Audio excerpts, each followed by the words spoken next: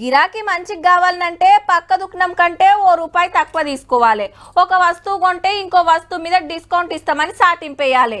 3 కొంటే 1 ఫ్రీ, 5,000కు కొను 4,500కే బిల్లు కట్టు అనే బోర్డులు చూసిండ్రంటే పబ్లిక్ అస్సలు ఆగరు. మాకు మాకు అని ఎగబడతారు. ఆఫర్ అంటే అందరికి ఆశే కదా, మరి గందుకే వీళ్ళు సుతగ్గదే ఫాలో అవుతున్నారు. రావాలే రావాలే, ఆస్తి పన్ను కట్టుర్రి, ఆఫర్ పట్టుర్రి అని పిలుస్తున్నారు పట్నం మున్సిపాలిటీ వాళ్ళు. ముందే ఆస్తి పన్ను కడితే 100కి 5 రూపాయలు డిస్కౌంట్ ఇస్తారట. అంటే 10,000కు 500, లక్షకు 5,000 తగ్గుతుంది అన్నట్టు. ఈ నెల 30 దాకా ఛాన్సు. ఎర్లీ బర్డ్ అని పేరు పెట్టిండ్రు దీనికి. లెక్కకైతే జూలైకి వెళ్ళి అక్టోబర్ నడిమిట్లా కట్టాలి. కానీ ఆందాని కోసం ఈ ఉపాయం చేసిండ్రు. ఆఫర్ అంటే ఎవరైనా ఆలోచిస్తారు కదా, పబ్లిక్ జల్దిన కట్టేస్తారు, బాగా ఆమ్దాన్ వస్తుందని మున్సిపాలిటీ వాళ్ళు ఆపొచ్చన.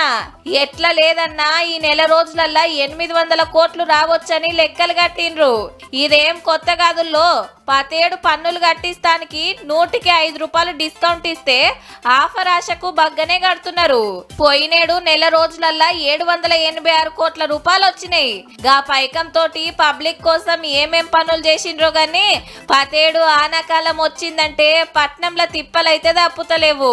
నాలాలు డ్రైనేజీలు వంగుడు, రోడ్లు చెరువులవుడు, వరదలకు ఇండ్లు మునుగుడు.